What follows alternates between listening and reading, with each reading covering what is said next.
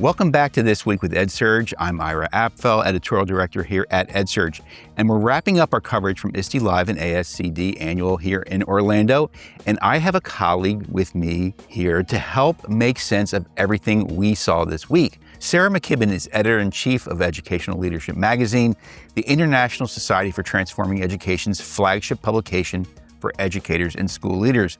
Sarah, great to be here with you this week. Good to be here. Thank you. So let's just get into it. What is your core takeaway from ISTELive and ASCD Annual? One thing that struck me this week was what Isabel Howe, the executive director of the Stanford Accelerator for Learning, calls relational intelligence.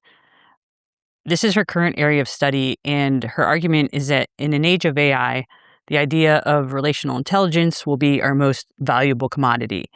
Relationships and human-to-human connection will ultimately take priority. It really forces us to ask this core question for our coverage going forward. How can we use technology to enhance human connection rather than replace it? Honestly, when we look at the data, we desperately need to focus on connection. One of the opening keynote speakers, Heather McGowan, was citing research from Time magazine, and she said that between 2005 and 2019, the number of words the average person said dropped by almost 30%. So we're speaking about 330 fewer words per day, which adds up to 120,000 fewer words per year. But what's most alarming for us is that while the decline happened across age groups, for people under 25, it was most significant. Younger people are increasingly replacing conversations with texting and Snapchat and different apps. And we're also seeing social isolation increase. So when we talk about relational intelligence in schools, it's not just a nice theory. It's a critical intervention for a generation that is physically talking less and isolating more. But building on that human element, I want to hear your perspective. As a newcomer to this conference, what were your overall observations this week? It's interesting because I've only been doing this and been with EdSurge for a little over a month, so this is all new to me. One thing for sure that I heard from talking to educators, some speakers, is that all these talk about bans that are going on right now, AI bans, phone bans in schools and all that, it's really much too black or white, the response to these issues. And the educators pointed out, and this is what I learned, this is my main takeaway, that it's so much more nuanced than that. There are definitely educators out there who say, you know what, AI is a helpful tool for pedagogy, for getting through to our kids. Smartphones, there might actually be a use in classroom. So that was my main takeaway. Like, I need to kind of think even more and have a more open mind, because educators, they're on the ground and they're seeing this and they're dealing with it. And it's a lot more complex and nuanced than just a top-down ban or feedback from even like parents who might not really know what's going on either. So, Sarah, you also noted how the industry is talking about meeting individual student needs. How did that theme surface in your conversations this week? I had a conversation with Nika McGee about localization versus personalization. So this idea that in EdTech, we've been obsessed with personalization for a decade, tailoring an algorithm to an individual screen. But Nika challenged us to think about learning in terms of community context and community needs. That's a hyper-local human element that AI simply can't capture. So that was really interesting, I thought. I heard her mention that too. What's so interesting for me is that early in the conference, like Sunday morning, I went to a session and people were touting the fact that, we could personalize all these curriculum for all these students and maybe not even have grade levels anymore, like with AI. And I thought, boy, that's really cool. That's really great. And then by the end of the day, after talking to educators, I heard from them, no, this all makes sense to have grade levels, and maybe personalization isn't quite the answer. It's more about context. It's about what's going on in your own classroom or your own school. So again, for me as an outsider, this is it's almost like whiplash. It's like I start the day here, and by the end of the day, I'm like, oh, it's a little bit more complicated, and that's going to inform my writing and reporting going forward for sure. Right. Yeah, it's definitely nuanced. Yeah, And, I guess people have the best intentions when they say, yeah, we can have a personalized curriculum for every student. And people come to this with good intentions, I believe. But in the end, again, it's the educators who have the research, who have the training, who see the students every day, who can say that's not quite what works or what the students need to help them develop and grow as people. So I thought her point was very well taken.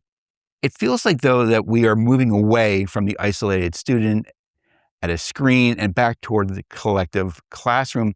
So how does that emphasis on community and connection translate to instructional leadership? And honestly, how did you feel that show up in your own experience here on the conference floor? I think it shows up everywhere. On the leadership side, Melinda Glowacki was talking about the key to good instructional coaching is actually asking fewer questions and listening more deeply.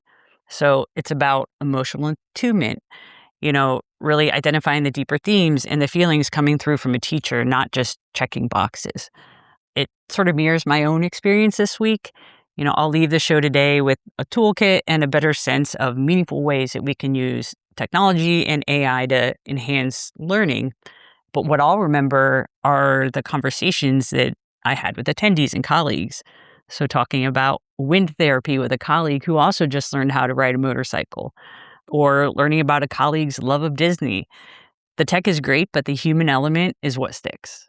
So speaking of those personal connections on the floor, Ira, what was it like getting out there and meeting some of the attendees and speakers for the first time this week?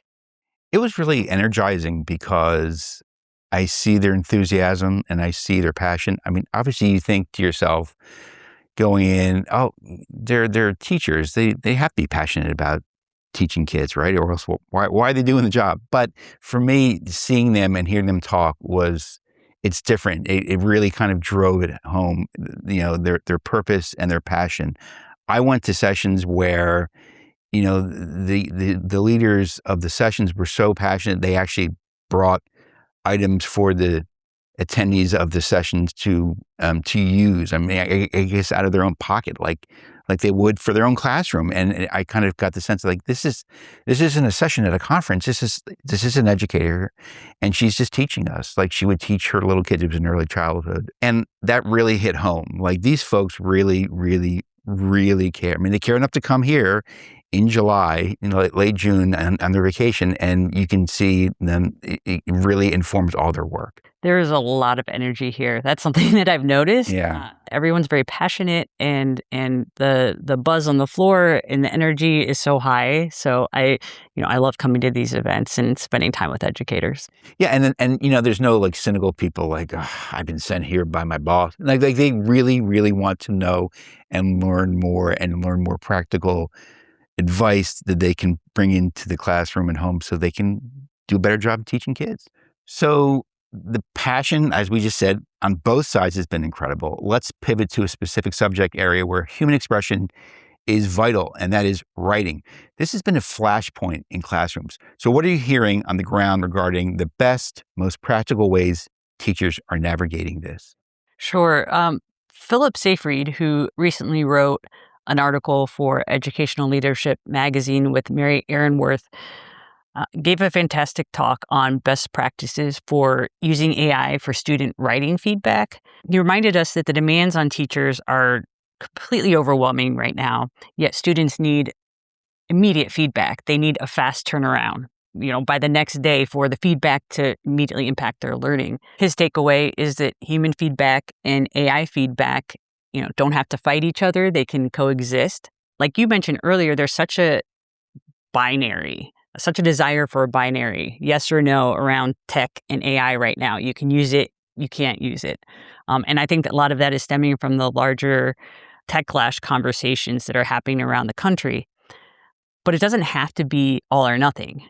Philip says, try microdosing conversations with AI. So giving students 8 to 10 minutes to experiment with a prompt, get some feedback, then close the Chromebooks and dive straight back into the messy human process of writing. I love that phrase, microdosing AI. It feels incredibly manageable. Did Philip share any other specific tactical ways teachers can leverage these tools tomorrow morning without losing that essential human touch? Yeah, he did. For one, a teacher can feed student work into an AI tool and ask it to analyze strengths and weaknesses to suggest peer partnerships. AI identifies what one student's great at and where another student is struggling and tells the teacher, hey, pair these students together for human to human peer editing. So that's a really cool use of AI for writing.